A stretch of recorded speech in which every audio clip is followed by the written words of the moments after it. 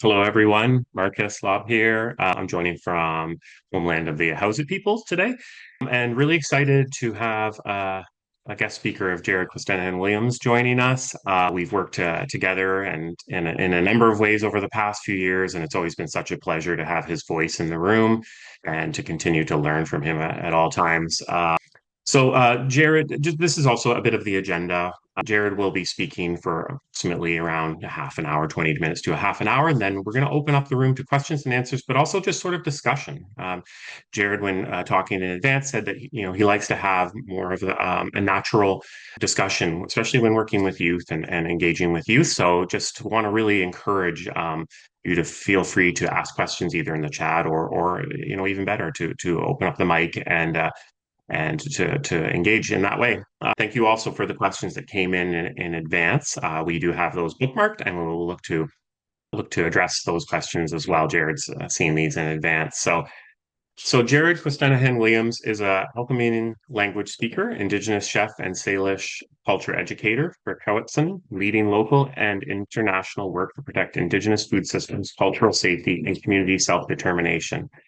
I would also like to mention that he has a very strong social media presence that is really fun and engages strongly in language and place. So I know many of you are probably on social media, so I highly recommend finding his handle there.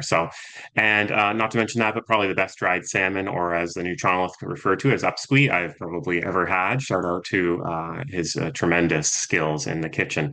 So without any further ado, I would love to pass it over to my friend Jared. For that. Yeah, my hanging lots of dried fish this year. I think since now we just got into our like fire ban, I'm not hanging anymore. So I think this year I probably only smoked about 200. Usually aim for 300, so it was a slow year. I hi Chkasiem for all those nice words, like about my work. Always, like amazed where I wind up. And I guess I'll just highlight here that never expected to be where I am. For any youth that are listening, I was not the man that you see on the web camera right now. I was my young like teens, I was heavily overweight and had acne like you wouldn't believe, and my stutter, which is here now, was 1,000 times worse. And so it's just always interesting to me where the world leads us. I was asked the other day an interesting question, and actually, I like really hung on to it, and I don't think anybody expected me to hang on to it as well as I did. They said, if you had to choose an indigenous like plant to highlight who you are, what is it? And everybody had all these ideas.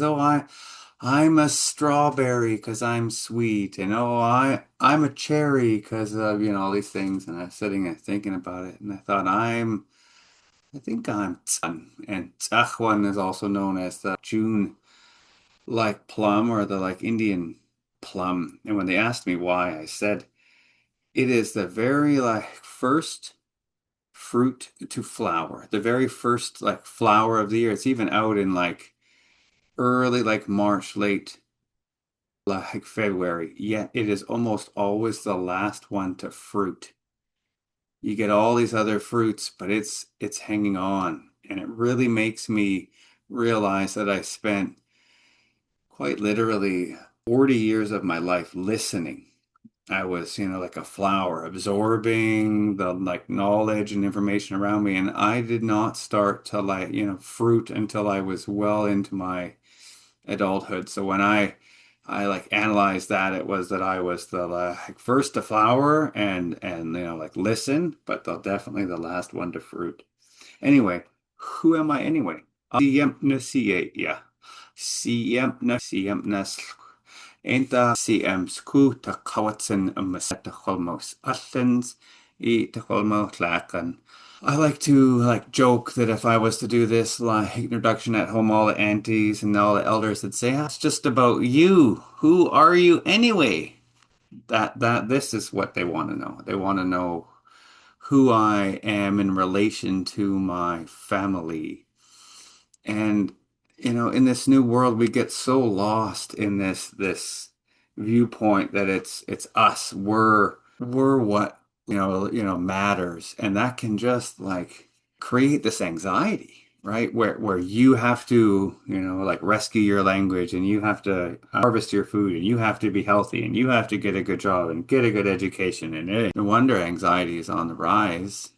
But it's not like this, like chart, even as it is not complete because it stops at me. I have two young children, and if I'm lucky and the world is the way I want it, they'll have children, and those children will have children. And what you'll quickly recognize is that I'm just one in a never-ending loop of ancestors to descendants.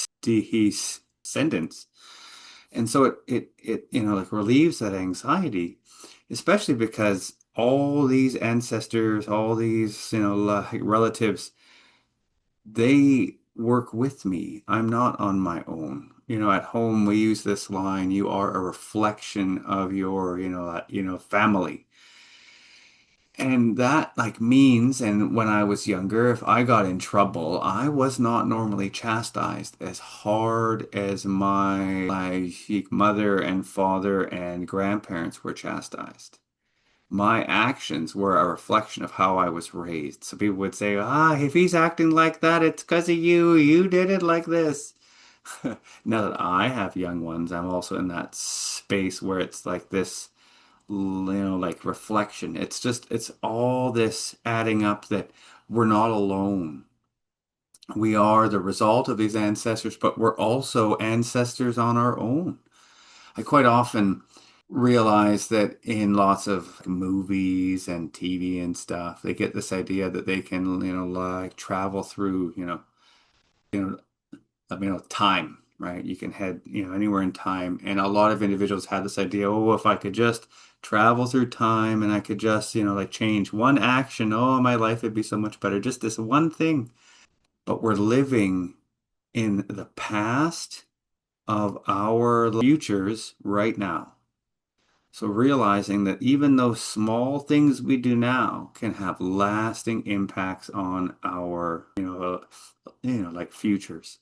And so instead of wanting to head into, like our past to resolve whatever is, like ahead of us, work to ensure that we're designing a framework that our lives and those who come after us will be happy that like we did. And that really links me into this idea about universities. I don't even know how. But when I was young, people wanted me to become, like a lawyer. Oh, son, you're going to become a lawyer. Oh, son, you got to become, like a doctor. Got to go to, like university, get this big education. And I'm here to let anybody know that you don't have to go to university. I'm a heavy advocate for those who stay home to learn.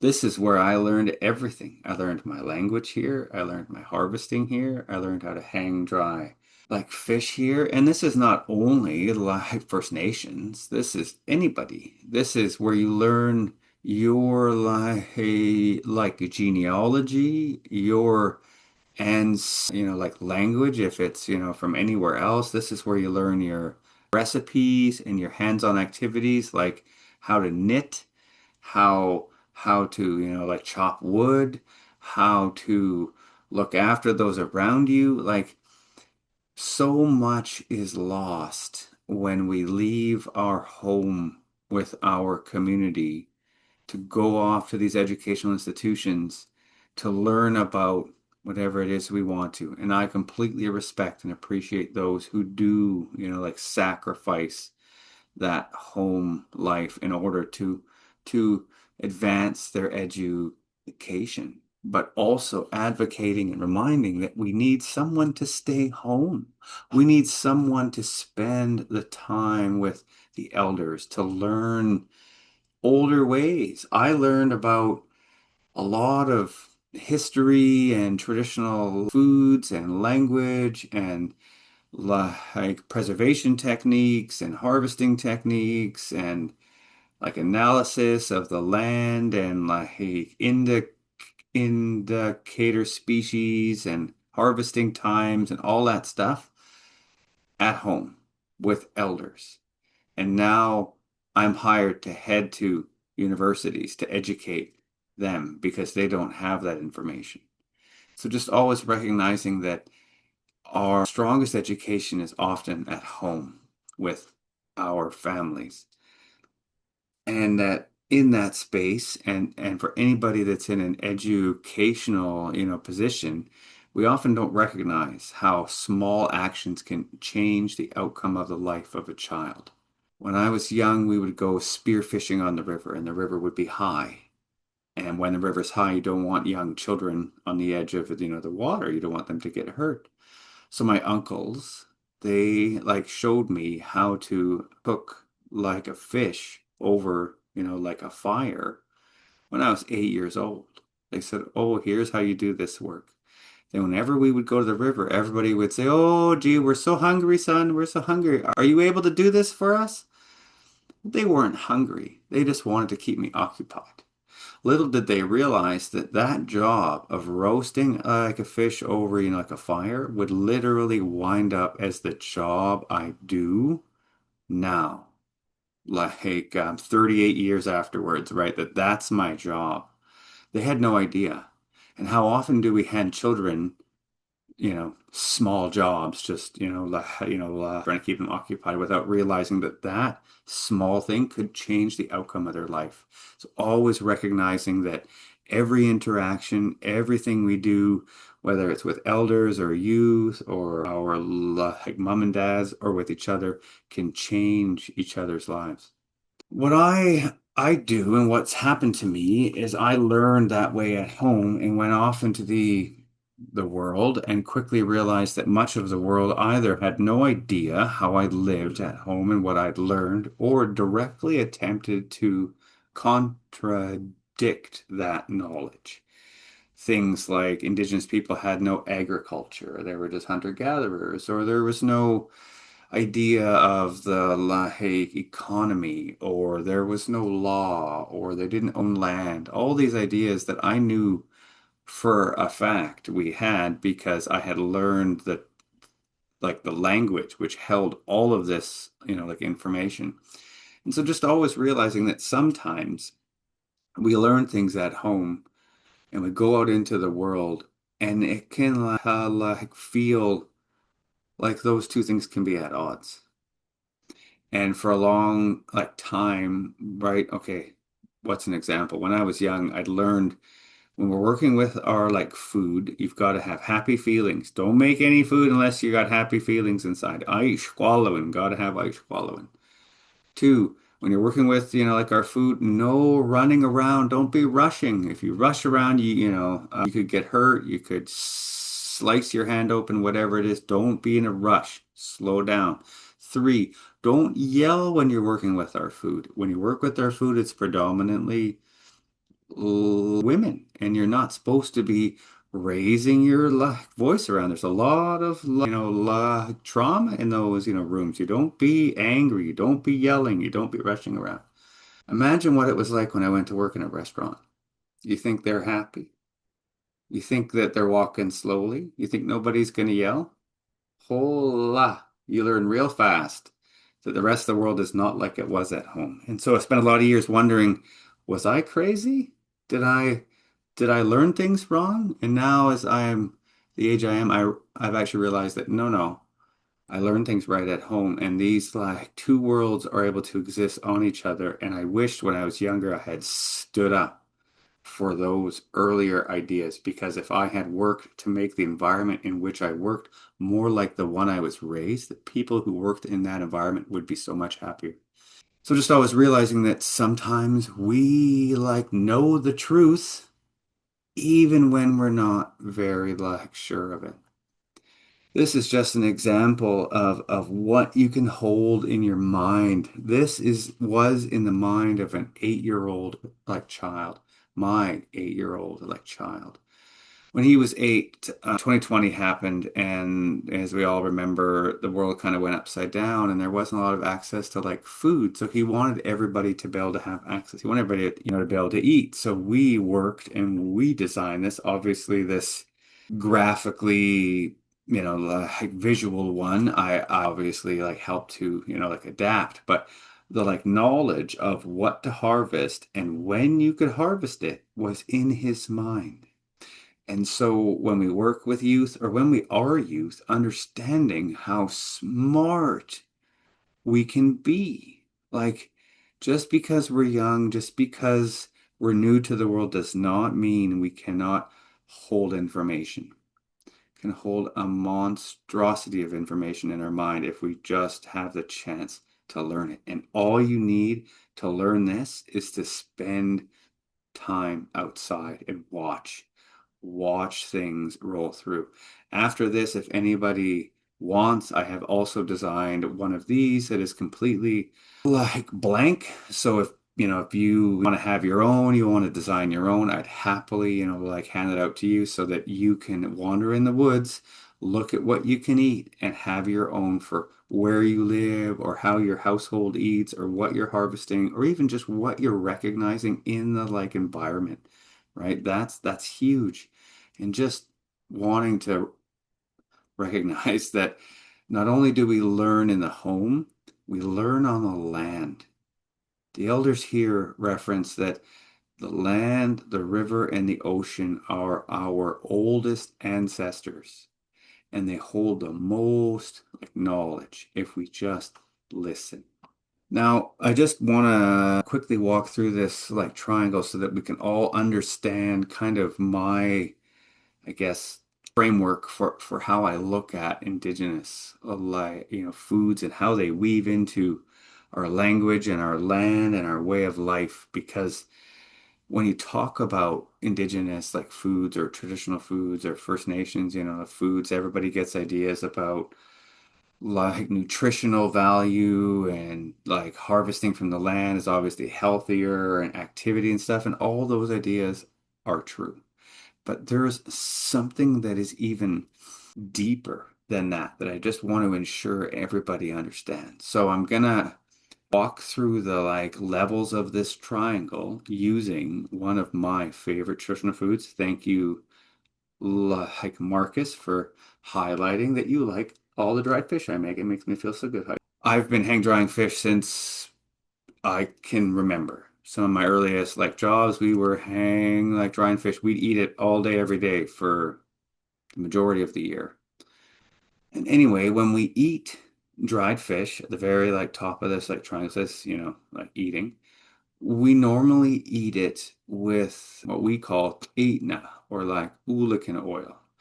Ulican oil nowadays is not as easily available as it once was. And even when I was young, it would have to be traded for, right? The elders that I was with would have to, like trade with others in the area up island, up on, on the mainland to get access. And for hundreds, if not thousands of years, Ula was a main like trade item all over the province. And I've heard it referenced as the olive oil of the west coast of Canada. It was used in everything. It was very healthy, had very healthy, fats, was used as, like a food and also as, like a medicine. So in order to eat this, it would normally be dipped or like rubbed in that like and when I ask the elders why do we have it with that, they laugh and say, "Oh, son, it helps it on the way in and on the way out." Hey, those elders are squatty. So when we eat this, it's normally rehydrated in water, right? You have to have hot like water to rehydrate this a bit so it's easier to eat, easier to chew because it can be really dry.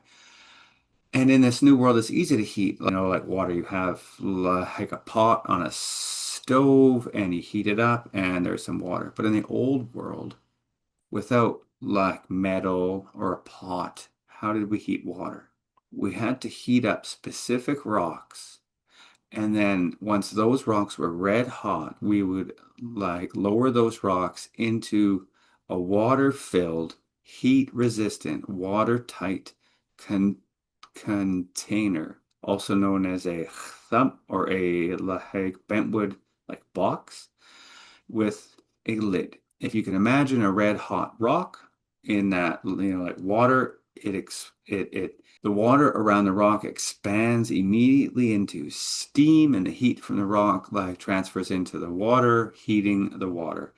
if this is looked after like the right way, it's really easy to heat water. And there are even stories from like the last 20 years where this technique was used to heat entire war canoes like full of like water to cook up to like 700 dried like fish at once to feed like entire like feast of like 2,000 people. So this technique was used and is used up until now. So that's how we'd heat the water to heat the fish to eat the fish. But in order to heat the like fish to eat it, you got to have a dried fish. So in order to dry a fish, what do you have to do? You have to like know how to slice it, you have to know how to hang it, you have to know how to season it, you know how long it's hung for. You need to know how to light that fire in your smokehouse. I like asking, how many kinds of like fire do you know?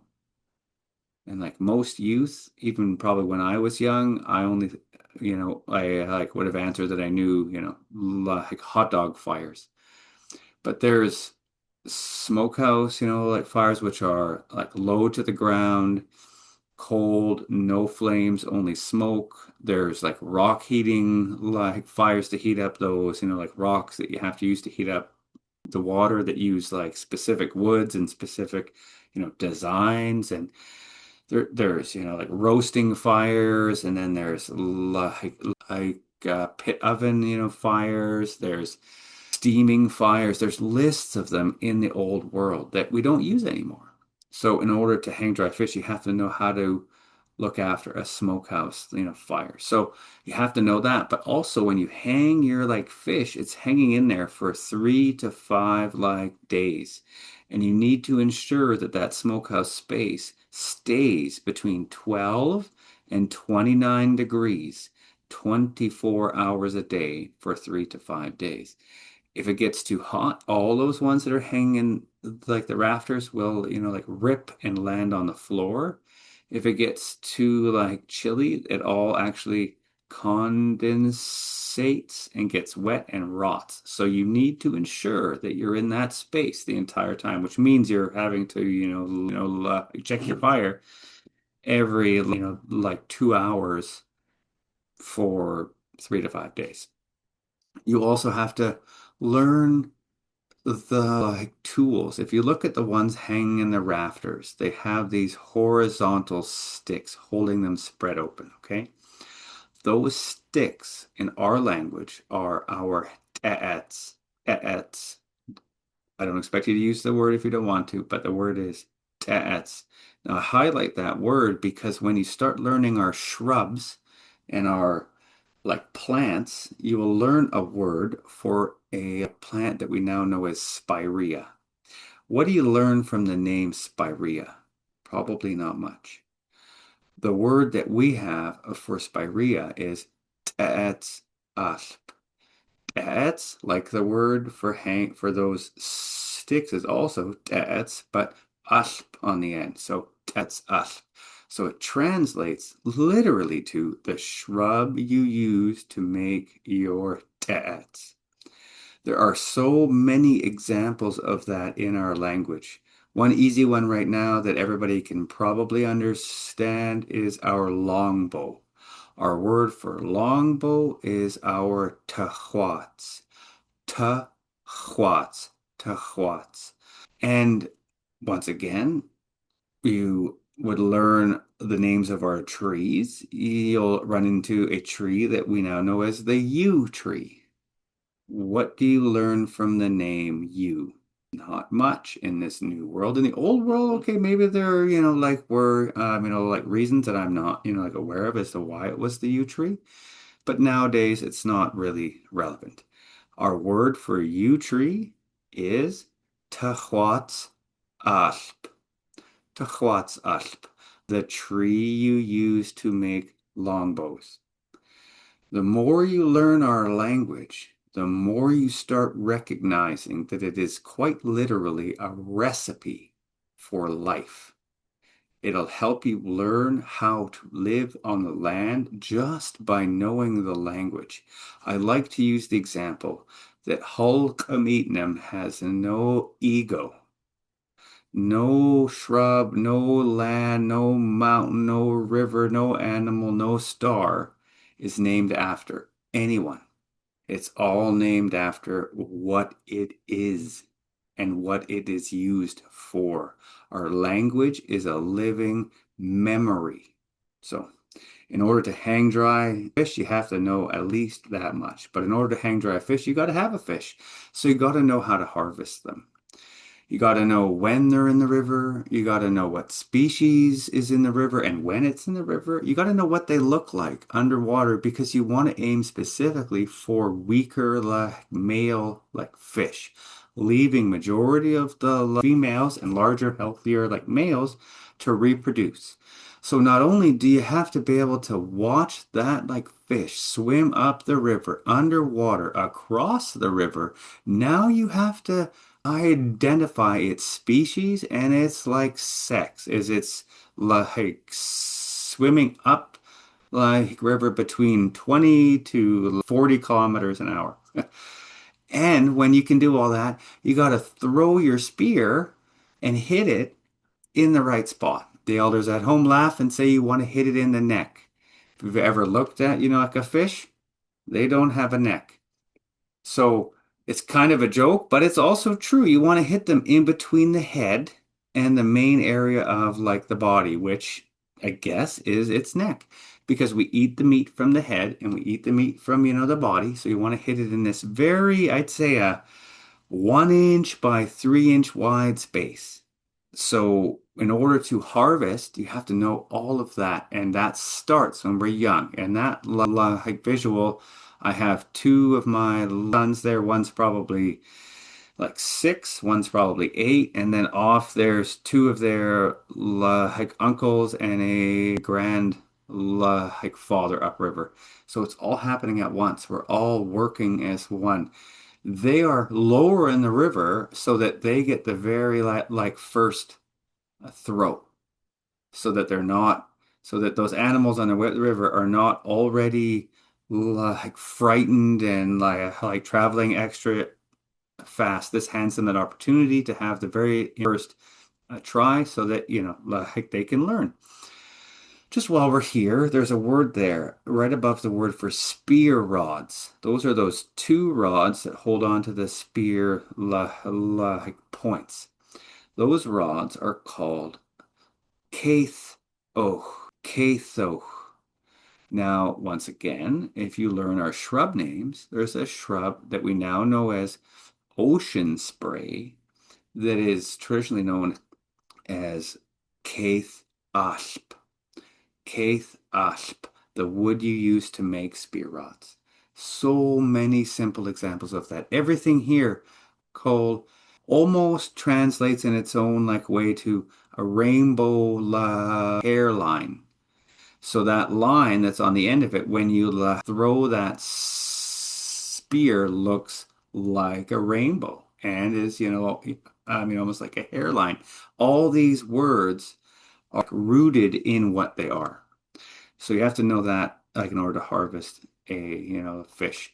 But in order to harvest a fish, you got to have the proper equipment. This is our net. This is our achthimton.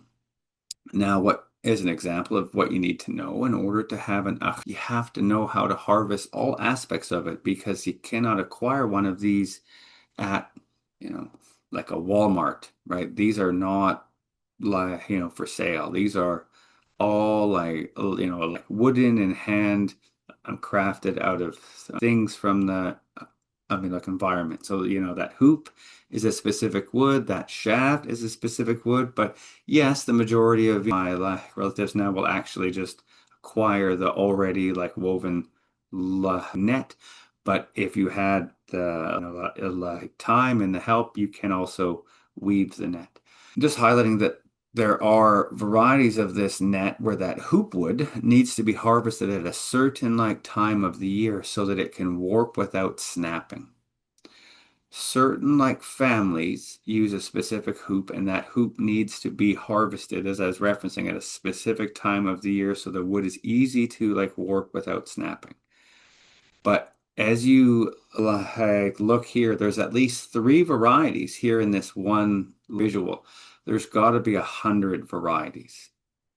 I'd say most villages have a slight variation on how their nets work, how their hoops are made, because where they're harvesting and what they're using and what their river looks like. It's all so specific because you don't have a unified, what's the word, a unified producer of the objects you use to, design. There's no manufacturer, right? It's just you and the woods around you. So what is the most useful and the most accessible? So that influences all of these designs. Yet, in order to harvest, you got to have a net. But in order to have these nets, you got to learn from the elders, learn from the uncles, learn from your aunties, learn from the land and the river and the ocean. And we learn most of that when we're small. He's watching me work on a weir. I never saw anybody work on a weir because weirs are illegal where I live. They've been illegal for over 100 years. So for the last 100 years, our river has only had three weirs, and two of them resulted in the RCMP having a standoff with our nation because they were trying to reintroduce weirs. Lucky for me, there was no RCMP involved in, this weir. It was just like me highlighting to him what he needed to know. Maybe he'll never use it, but when he is an older man, if anybody says, "Have you even ever used a weir?" he'll say, "Yes, we had a weir. Here's how it worked. Here's where it was." This is it. This is where everybody references. How do we get the youth and the elders to work as one? We have a million different ideas. We get them to work as one because they needed each other. This is an example. When I was young, the nets that my little uncles had would have holes in them, right? And they'd walk up to me and I'd be small and they'd say, "Oh, son, look at my net. There's a hole in my net." And I'd say, "What do you want me to do about it, uncle?" "What do you mean, what do I want you to do? You have to weave the hole for me." And I'd say, "I don't know how to weave the hole." And they'd say something like, "I'll show you one time." And they weave that hole all the way, shut and say, "Here you go. That's how you do it." And then for the rest of my life, they just walk up to me and go, "Ah, look at that hole." Now it's my responsibility to weave that hole. And then one, year, they have to redo their hoop. So they say, "Oh, I guess we got to go in the bush. We have to get a hoop." So I have to go with them. We get a new hoop. Oh, then they need, like a new shaft. We got to go in the bush. We get the wood for the shaft. We work together. We make it. By the time I'm the right age to have my own net, I know how to weave it. I know how to design the hoop. I know how to design the shaft. I know enough knowledge to survive on my own without their help. Not as a result of them helping me, but really as a result of me helping them. It's a big loop. So why did I walk through this triangle? If we don't eat smoked fish, none of those things happen. If you don't eat smoked fish, nobody's learning to trade for liquid oil. Nobody's having to remember how to heat those rocks. Nobody is having to learn how to hang dry fish and the relationship in between shrubs and tools. Nobody has to go harvesting because nobody's hang drying fish, so nobody's learning when they run, what they look like, how they move, how to use a spear. Nobody's learning how to design their nets or their spears or their weirs because we don't need it because we're not harvesting. And then ultimately, the youth aren't watching it happen. They're not out there. They're not having to weave the hole in the net. They're not having to slice the fish. They're not having to hang dry fish from as early as they can remember because nobody's eating it. That is the fulcrum of change. That's where all change hangs, is on what we eat. And we don't even realize it. We eat 3 times a day on average. And most of it, we just eat whatever is around, whatever is easy. But every time you eat, you choose which food system you support. Every food walks through a triangle like this. whether it's First Nations food or Ukrainian food or Asian food or fast food, hot dogs, whatever it is, it walks through its own version of this. Some of those like food systems need help. Some of them don't. Some of those like food systems heal the land. Some of them don't. Your food like choices literally ripple through like time, and we don't often recognize it. I was referencing earlier about the relay race between the ancestor and the descendant. Our language has this in it too. If you look, great grandparent is the same word as for great grandchild. And great great is the same for great great, and up and up and up. Your stopmo, you are your stopmo. And I guess the easiest example is when I was young, I had a chance to meet my 90-year-old. I went to my grandmother's like mother's house and she asked me, I must have been like 5 or 6. She says, "Oh, you got to go up to her and you got to say, Ichu I Satmok," which means like, "How are you doing?" And I'm small and I'm shy, so I did. And I walked up and she's in, like a rocking chair. And that's what I said, "Oh, Ichu I Satmok." And she says to me, "Huh, sha, it's in that." Like, "Oh, wow. It's a new IEL Satmok. I am doing well." And she, like hugged me and I like ran away outside. But I'm realizing now that that was the end of a loop. That's the only time I ever, like met her. And an elder at home highlighted it with the words, "It's a journey from Tsapwiak to Tsapwiak." You start off as a Tsapwiak, a great, great, great grandchild, and you end as a great, great, great a parent. It's from Tsapuyak to Tsak. And when you start looking at it like that, it's no longer just about you in the middle. You live every stage of this existence. And in every stage, you have a chance to choose how those around you, interact with the world, interact with each other, because you hold levels of respect, rights, and responsibilities to each other. So just always realizing that every meal we eat can change the world, even through those, generations. If we live for 100 years, if we're so lucky, how many meals is that? How much impact is that? How much investment in either ecological repair or not is that? And when we reach our last level of Tsapwiak, if we're lucky to live that long, what legacy did we leave now that we're the ancestor? So that's all I got for you right now. See, I'm going to see I just want to say, hey, hey, oh, hi, Tzapka, and I've got some pretty cool questions I wanted to just jump on my screen and jump into. So I'm going to answer one or two of them, and then I'm going to have it actually wide open if there's any in the chat. So one of these that really speaks to me is, how can non-Indigenous individuals help support Indigenous like food, systems? Start asking. You have restaurants you eat at, you have grocery stores you eat at, you have whatever, wherever you eat. Do you ask if they have indigenous products, like available?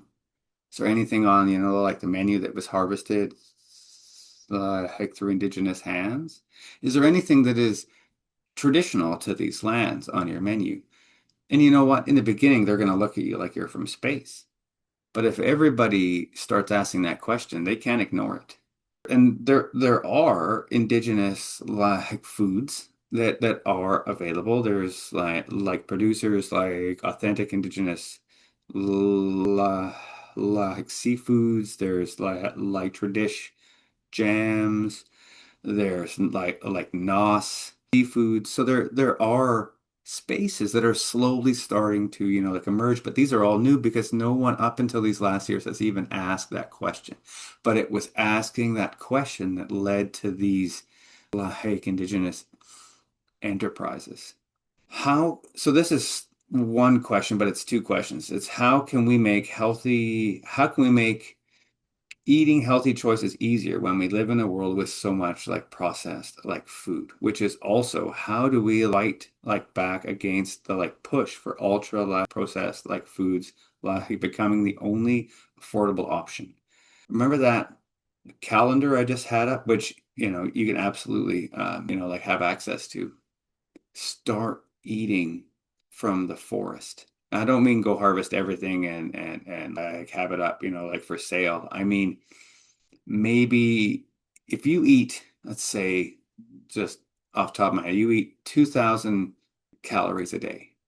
Can you eat like 500 a week, like from the woods? Could you eat like salal, like berries? Because there's so many of them that there's no way you could eat them all. Could you eat like maple flowers?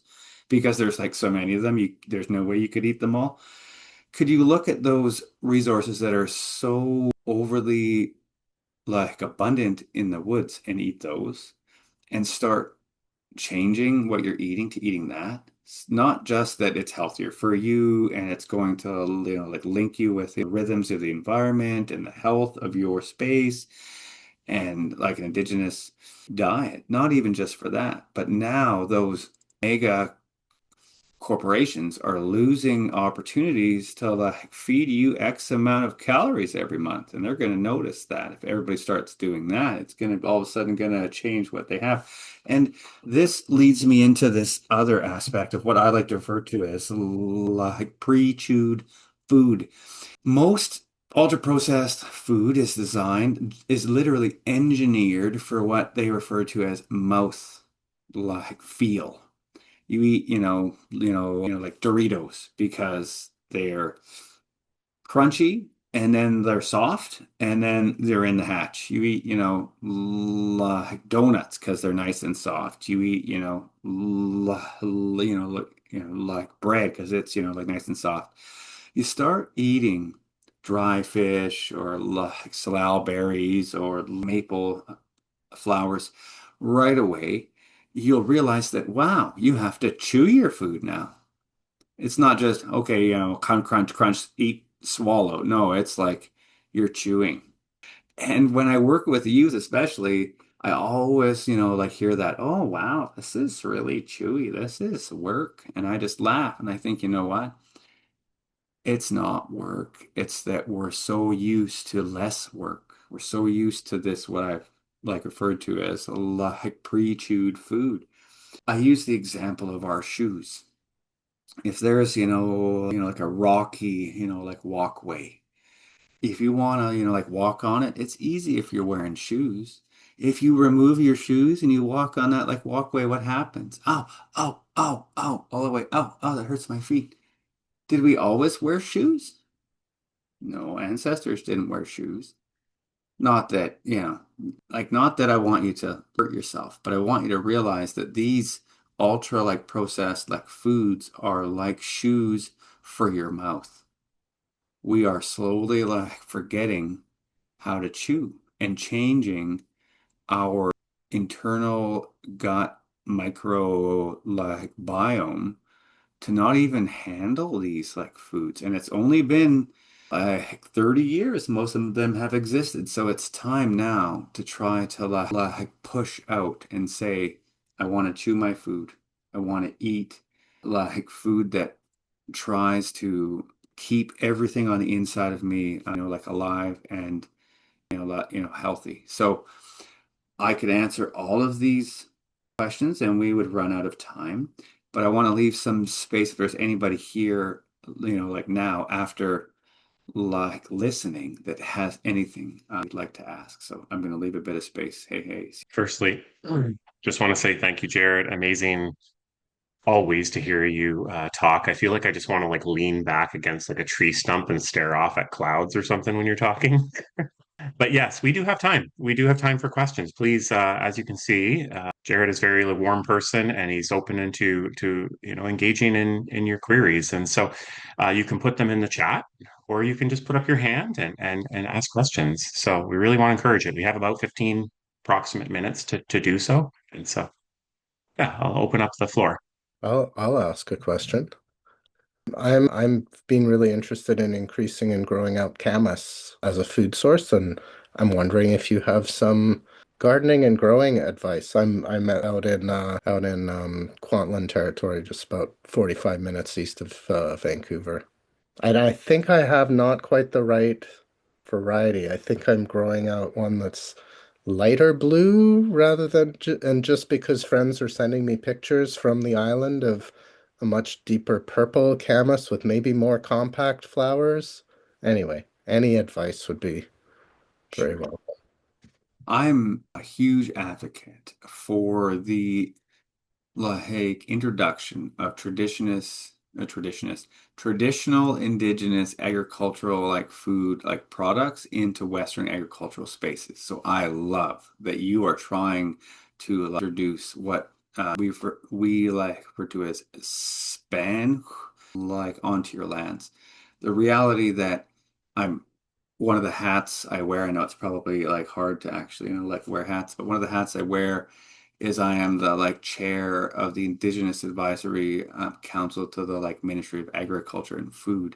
And in that space, I'm constantly like hearing about, like water access and the struggle that agriculture is having around water use. And I'm always advocating for, what uses less water?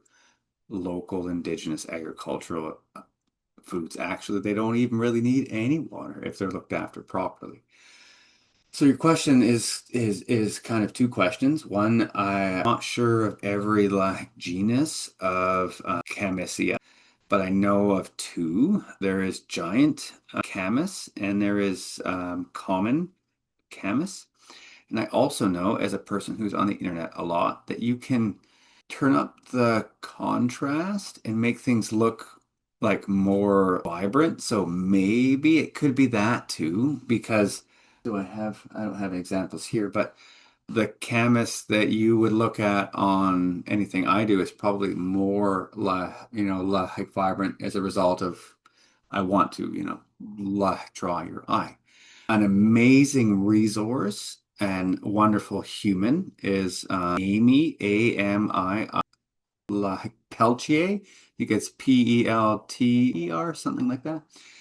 She is the head gardener at the Indigenous like plants garden at Fort Rod Hill in Lake Victoria, and they have an extensive collection of the two varieties of camas, and she knows a lot like about what they want to live with, how they live, what they are. From what I know from wild harvesting and working with like elders, each of those varieties produce equally like sized like root bulbs. So even though one of them produces a much larger stalk, the end result is the same.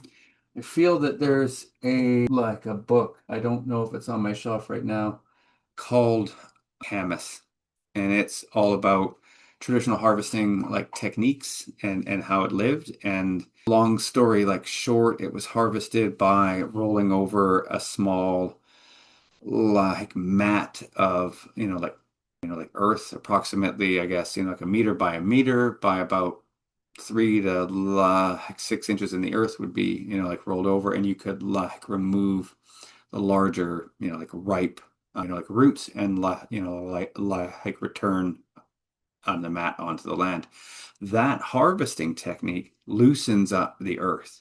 So when you're actively annually cultivating it, the like roots actually like becomes a larger. When it's not harvested regularly, they're about the like size of your thumb. When it is harvested, often it can be as like large as your fist. So I would recommend connecting with Amy, and also I can't remember her name right now. I apologize, but there is a lead like botanist from no, they changed her name. Like Satin Flower like Nurseries is also on the island. Also, really good friends with a lady who is the head of the UBC Indigenous Ecology Lab. Her name is Jennifer Grenz. If she doesn't have any like knowledge on her own, which she probably has, she could probably like link you with an individual that is like more like where you are. So that would be the advice I'd have for that, my friend. Hey, how's that? You. Okay, we have some questions in here. Is it the acorn question, the first one, I believe? What are some beginner foods that are maybe the first foods you might introduce to a child eating solid food that folks new to chewing the food, love that framing, could start introducing to their diets? So my nutritionist like friend, we were just at like a feast yesterday, and like her line is, you need to try like a food 20 like times. Then you can decide whether you who would like it or not. And she had tried herring eggs. And she's like, this is my 20th time. We'll see if I like it. And she ate it and she's like, no, still don't like it. So, it's an interesting question. So there's kind of two questions in there if you ask me. One is about children specifically, younger children, and I'll like explain that in I mean a minute. But then there's new like indigenous harvesters, right? There's like individuals that haven't had access in their whole life and they want to advance into that space. One is to be ready for change. The Western diet, I mean like a chef, so I'm well like versed in what they refer to as the flavor wheel. And in the Western world, their three main flavors are salt and fat. They love those things. If they can have it all at once, that's all they want to eat. That's not the root of the wheel for like indigenous, foods. We did not have super sweet like foods. And if we did, it was only for a small amount of time. So as the elders at home would say, it's not the food, there's like something wrong with your mouth, they say when you're like, I don't like this, mama, it's just your mouth. You need to eat it again.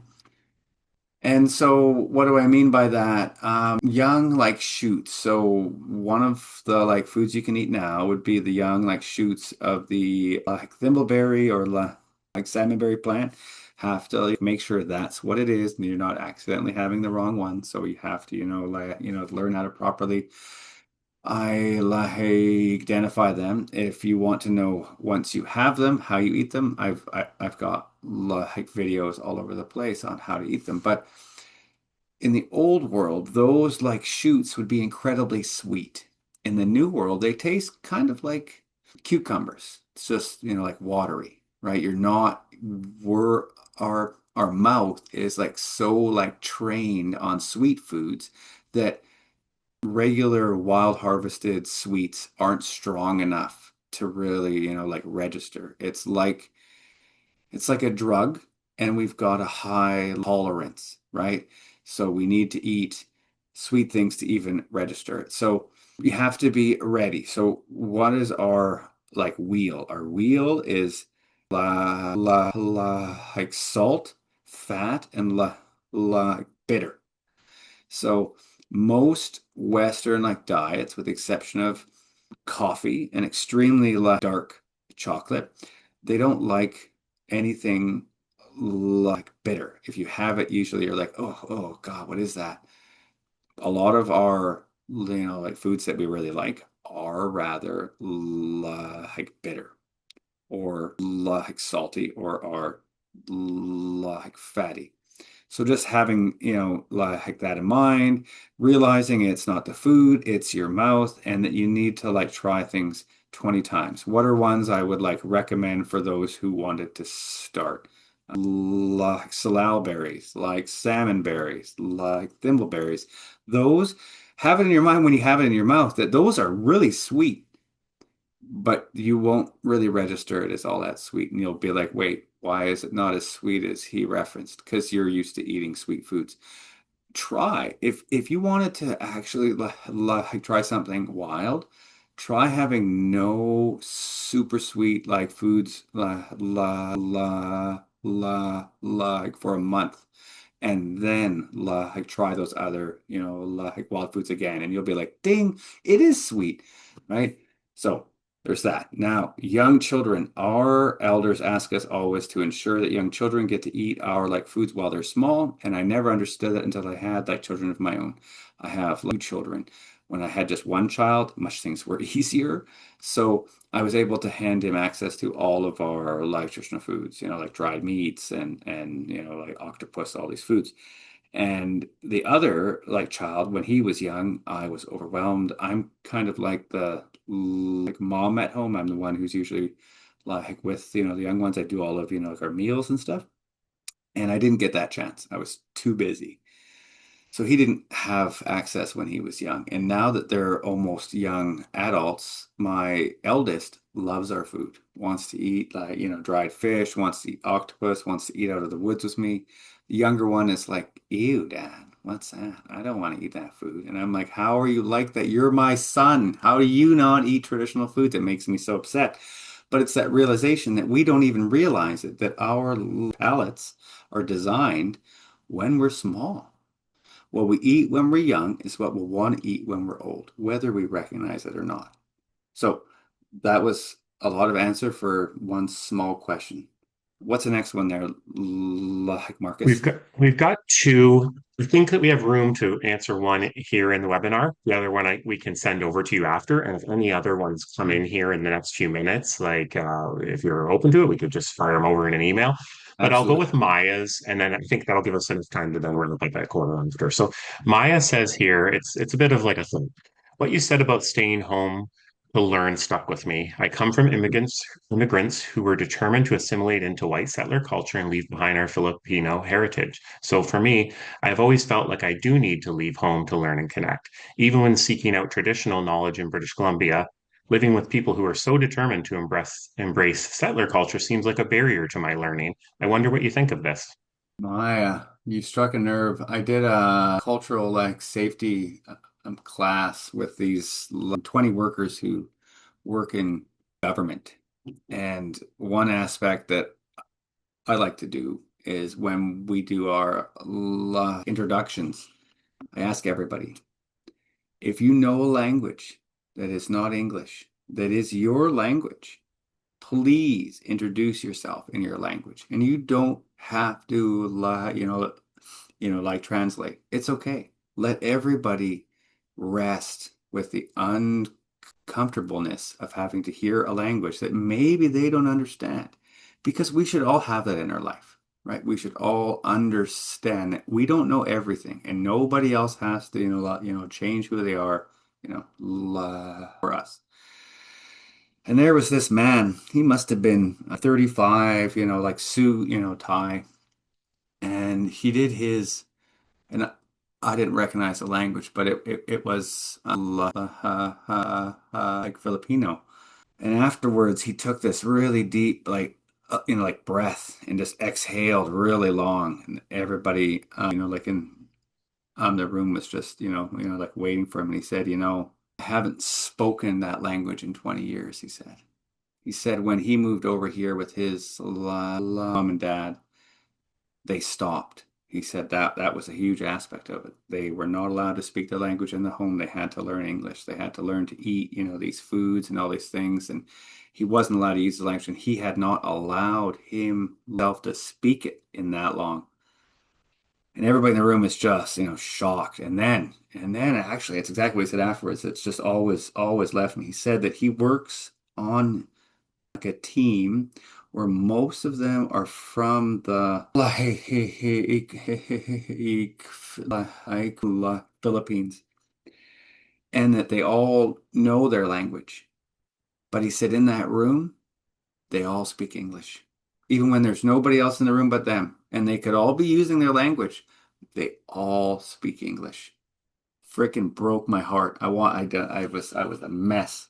That that to me is like the ultimate a curse of colonization is that we expect that if we like wear, the tie and we wake up early and go to work and we eat, like raisin, like bran in the morning and we like speak English and we work hard at work and we do these things that will wind up in a happier space, right? We'll wind up in a space where our like race and our ancestry won't like matter. We'll be just as qualified as, and I'm just gonna say it, as the white like men that, like are in the organization.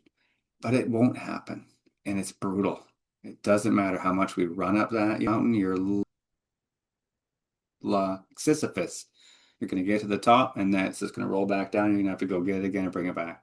I advise anybody who has the chance, and I'm obviously, like challenging, the adults in your life, and I don't like doing that, but I just advise anybody who knows who they are to never forget that. I worked in restaurants, okay? And when I was young, like I said, there's these aspects at home, right? You're not allowed to be mad, you're not allowed to be in a rush, you're not allowed to yell. I went to restaurants and it blew me away. And I let it like change me. I lied. I told people I was, laugh, like Italian. That's why I always had, like a tan and all this stuff. And and it ate me alive. I moved out of restaurants and I moved into who I was after 10 years of working in that space. I moved home to work with, the elders because I could not like handle it anymore because it eats at you. I was referencing earlier about anxiety. Could you imagine the like relief of just like if we could all just like be who we were? And I'm gonna admit it. The more I am unapologetically who I am, the more like people listen. The more they want to hear what I have to say. The more they go, wow, that guy's got something to say. When I was, like running in the, the loop, like the mouse wheel, was never acknowledged, was never referenced, was never looked at for anything other than just like another gear in the machine. But now that I'm not, it has changed my life in ways that you can't even start to imagine until you're there. When you're on the outside and you can just live your life as you, it's healing and freeing. So if I have any advice, it's have a really deep like breath and try to let your ancestors in because they want in so bad. I guess that's all I have to say about that, friend. I tap for that. That's a hard one. Yeah, really appreciate your honesty and glad you followed that path and you weren't just hammering it out in a Boston pizza here 20 years later. That's right. That's where I'd be. Yeah. You're right. Yeah, I didn't expect Raisin Bran to catch a stray from you either today. My son's going to be upset if I tell him that. But as always, Jared, really appreciate it. I know we're right coming at time. I will pass it back over for to Lauren, who will do the closing. But like I said, if there is any questions that come in here, I've been taking them and putting them into a little thing here, and I will send them over if you have a moment later. So, but again, just from me to you, thank you so much, and I'll pass it over to Lauren. Thanks, Marcus, and thank you, Jared. I raise my hands to you. Thank you for bringing authenticity and heart and passion to this space with us this afternoon. I know I can speak on behalf of myself, but always grateful for those moments to slow down and ground and connect. And that's so important and why we're all here doing this important work for sure. So with that, everybody, we will say goodbye. We've got just really quickly, I think Megan is about to put it in the chat, but we do have a post webinar survey. So if you have a couple minutes, it shouldn't take you too long. Please fill that out. Let us know what you thought of today. And if there's any topics and any speakers particularly that you'd like to see in the future, we've got how many? 3 or 4 more webinars over the next 6 to 8 months. So please do let us know if you have any suggestions. And we will keep in touch when we have the next webinar organized, which will be soon. So we'll send out communications to everybody about that. In the meantime, everyone take care. Enjoy the beginnings of the growing season wherever you are across BC. And we'll see you all over the summer at various events, volunteering and otherwise in the community. And yeah, until then, eat well. And we'll see you all very soon. Thank you. Bye.